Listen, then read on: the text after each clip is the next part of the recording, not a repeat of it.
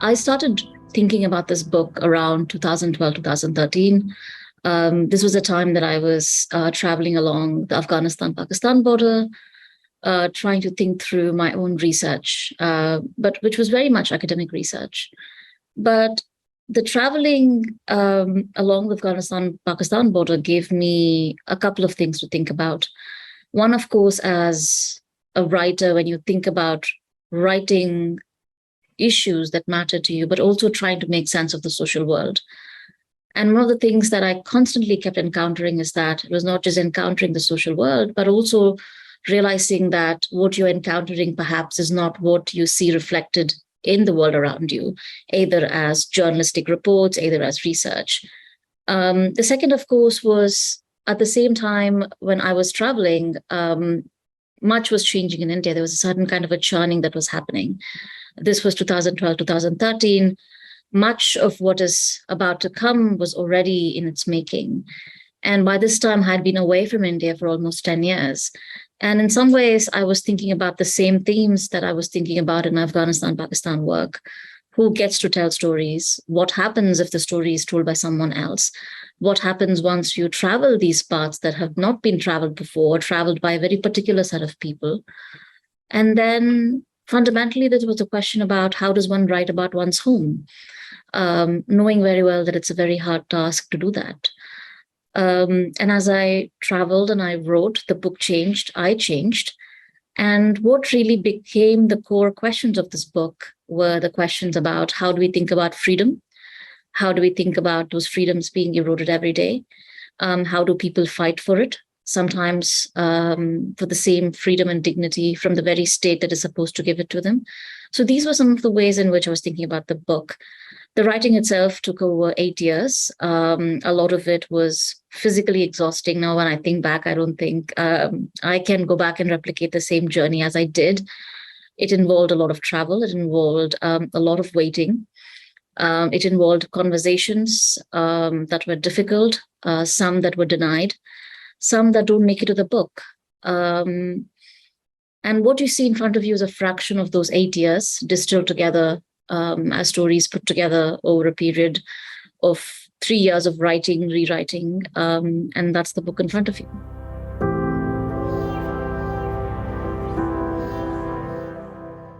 In terms of the audience receptions, is a year since the book has come out. Almost every week I hear from someone, some days almost every day. And what has in some ways delighted me is the fact that the audience, the reading audience in India and in the wider world that cares about what's happening here are far more thoughtful and far more curious about the world. They understand the complexities, they understand the nuances.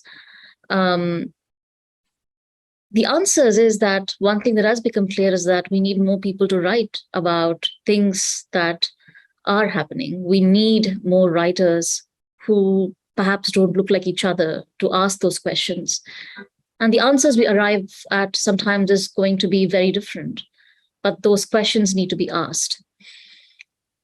And at the end of it, I think there was a huge sadness because the 8 years that I traveled, starting from 2013 all the way till the writing of the book to end of 2019, the country changed in many ways. The country became very polarized.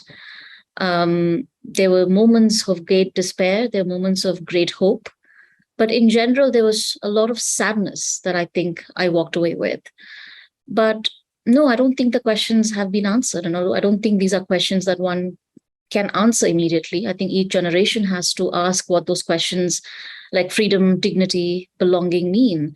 What kind of societies do we want to live in? What are the battles that we want to fight for? And who are the people that we want to stand for and fight for? And those questions, each community, each generation would have to fight for them and litigate them and relitigate them over and over again. But definitely a sense of sadness, I think, is what I walked away with. But also hope. And sadly, both of it perhaps has to exist together.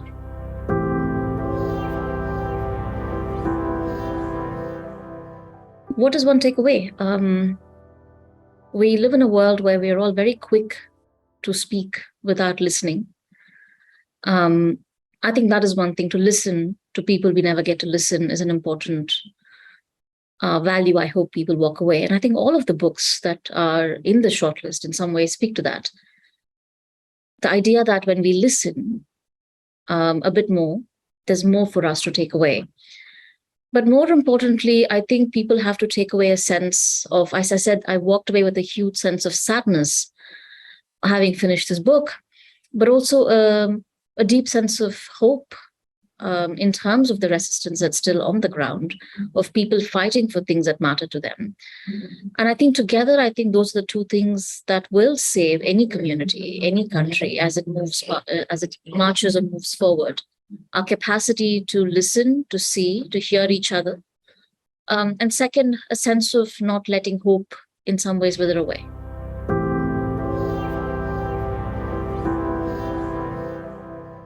I think it's very hard to speak about nonfiction in those terms for me. I think we're living in a time that is deeply alarming. We live in divisive times. We live in times where hate is everywhere.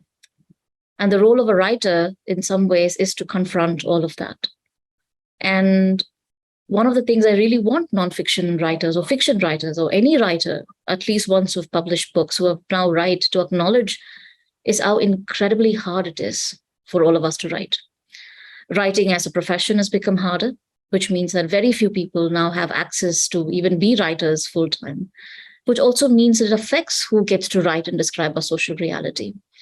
Second, some of the finest writers of this country now are in prison based on charge sheets which are written as fiction, where they've been incarcerated for mistakes not committed without evidence, in some cases for almost 3 years now. So when one writes and reflects on writing in that background, it's never about just the book. It's about the fundamental questions of who gets to write and who gets to describe our social worlds. And increasingly, the fear is something that one has to acknowledge. One has to acknowledge that even one doesn't have the fear, writing itself has become such an expensive vocation that very few people today can be writers full time, which means that it eliminates vast majority of people, often the people farthest away from power, to be able to articulate all of this. How does one get to write, publish, and reach an audience? It's become incredibly hard. In some ways, the resources to write. When I wrote the book over 8 years, I ran out of money consistently all the time. But despite all of that, I was able to get this book. Imagine the number of books we've lost.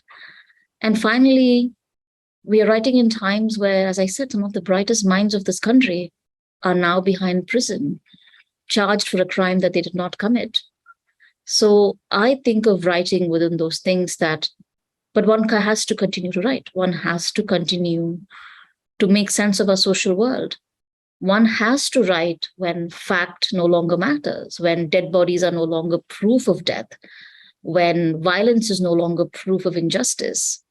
So one has to keep writing. And these are not struggles that my generation faces. I'm sure every generation has faced this. Writing has never been an easy task. And yet people write. And I wish we democratized writing more. I wish that is the only way forward for us as a community to get better, because we get better when we have better writers who don't look like each other, writers who come from different points of view.